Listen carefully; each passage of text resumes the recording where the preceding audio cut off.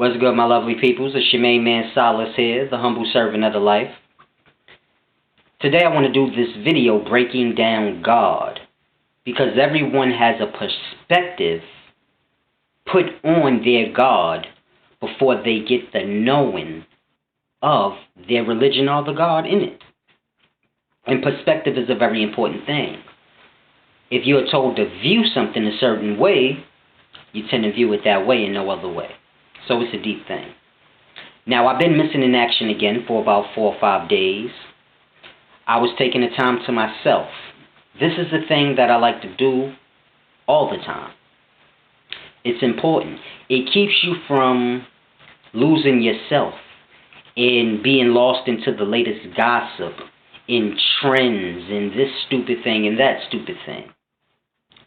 These things lead to you losing your morals and values.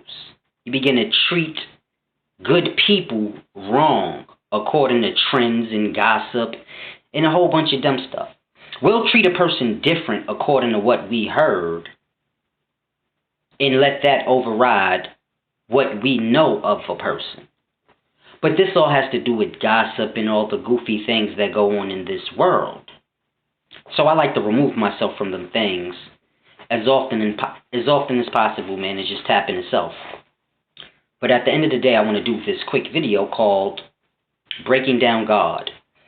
Now, we all give the reference, the Creator, the All-Powerful, He who holds dominion. We give these references to our gods in whatever religion you may be in. So if you're a Muslim, Allah will be the Creator, the All-Powerful. If you're a Christian, El or Jesus would be the All-Powerful, the Creator. Well, El would be the Creator, the All-Powerful. Jesus would be His Son, etc., etc. So that reference, the Creator and the All-Powerful, is placed on a God in a religion. Now, I want you to understand a thing, because we hear that, but then on another note, we see the life. And we see that the life is actually the Creator. It is what's creating things. The life has the power, but it's not in a dominion form. See, the giver of power would be the life. And the life would be the power that is given to the living things in it. So the life holds all reference, all power. The life is the Creator. But somehow the life has been marked out as a place that we live in. And the Creator and the All-Powerful is some God that lives somewhere in the life. And He is the Creator and the All-Powerful. But you have to grasp that makes no sense. Because even your God lives somewhere in the life. So the life He lives in still holds power over Him. This is why I tell people the life is the mighty all. That is the true God of all. The life, which you live. But the thing is, you're expecting the life or the all-powerful to reign and rule over you. Because this is what your religion tells you that God does. If you don't listen, you get reigned and ruled over and punished. And you don't see the life moving that way, so you don't connect it. And this is the thing that we have to understand. The religion has made the life. The religion has exploited the life and given its title and its reverence to these gods. And you have to grasp, the life doesn't work in a dominion or dominating way. See, the life gives all the living things in it a piece of its power, which would be life. So I'm alive, you're alive. We all hold a piece of life within us. This is why we're living. So this is what the life is doing. The life is giving whatever power it has to all the living things. And it is bringing forth more living things. So the life is just given, and you're receiving, and you're supposed to keep that flow going. But we don't do that. We receive life from life, and then we use whatever power we get to rule over the other living things. Mind you, life doesn't do that. Life doesn't rule over us. Life just gives. So you can put it into a perspective. Life is the all-powerful, the creator, but it has no true power anymore because it gives its power away to the living within it. So it's a deep thing you have to grasp. The life has all power, but it gives its power to the living in hopes that the living takes care of the life.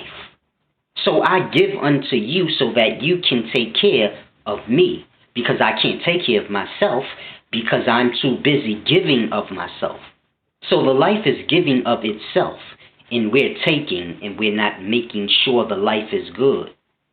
So men have life, and men have more power than all living things in the life, meaning men were given a certain sort of power from the all-powerful, which would be the life. And what are men doing with that power? Dominating over one another and all the other living things, as opposed to them taking care of the other living things that are like the life. Like a tree. A tree is like the life, meaning the tree just gives of itself. It gives fruit for food. It gives oxygen for air. It gives. But a tree cannot take care of itself. A tree cannot trim its leaves. A tree cannot prune itself. And this is where men come in. You have the power to help that living thing that is given so that it can continue to give. We don't do that. We chop the tree down and use it for useless things, messing up the flow and order of the life, which is to give, receive, then give. And you keep the giving going so it can keep coming back. It's a deep thing. We completely lost from that, to the point where you look at your God as to be a dominating thing. And I have to obey. If I don't, I'll be punished. But the life don't move like that. If you don't obey the orders of the life, you will become out of whack with the life. And in that, you'll suffer. Grasp. If trees produce food and you decide to chop down trees, you only hurt yourself. So you have to grasp that. Whenever you don't move in the order of the life, you only bring problems to yourself. The life produces trees. Take care of them. You don't, you won't eat. You won't have a lot of oxygen, etc., etc. And this is where we are at in life. As opposed to us keeping up with the things and keeping up with the life, making sure everything is balanced and nothing's dominant over the next thing, just making sure everything is giving as it's supposed to, then we wouldn't have the problems that we have. Life has become a competition. This is why people can't succeed in life. Because life is a competition now. So now I'm doing my videos. I have to compete with the other brothers that's doing their videos in the perspective of the viewer. Meaning if I have less followers than the other brothers that teach, then that means I'm less. We don't put in perspective time. Well, he's been here a shorter time than those brothers. That's why they have. We don't do that. Mind you, none of that even matters. So you see how it works? You begin to become lost on a cycle that has nothing to do with living in life. Why are you competing with one another? For what? There's no reward for a man who becomes wealthy in life. The wealthy suffer. You see that. Men get built up to get brought down by those who build them up because of jealousy, envy, and a whole bunch of other things. So you have to grasp. When you get built up, people depend on you instead of depending on the life what they supposed to. And when you depend on something that you ain't supposed to, then it doesn't deliver when and what you want it to. Then you become mad. But you put your faith into a man. And this is where we at. So it's a deep thing, be getting way off focus on life. And this happens to me sometimes. People do things wrong to me, and I sometimes begin to lose my thoughts of what's truly important. What niggas is talking about in the streets, it don't matter. Especially when you keep into account that the things that niggas talk about in the streets, it don't never go with real life. See, niggas will say certain shit about me, but then people will see me in real life, and the shit that they saying just don't apply. You see me walking around doing whatever I want. So we tend to ignore reality, and we go with whatever's trending, whatever's the new gossip, and in this, you pushing forth the energy of knocking the life off track. Because at the end of the day, if there's any beefs or if there's any quarrels in life with anyone, the living things in the life are supposed to intercede and try to mend that, period, to keep the life on track. Because two brothers beefing becomes four brothers beefing, which becomes nations beefing. So you have to understand everything is connected. This is why everybody has to keep up with everybody in everything and make sure everything is on track. Because now beefs are trending, but beefs are not beneficial to anyone. But you have a lot of brothers running around looking for beefs. You have rappers looking to beef with one another. They think that's their way to success. And this is why. Because those before us glorified beefing as if it was cool. So you figure the generation that came before mine, they glorified it.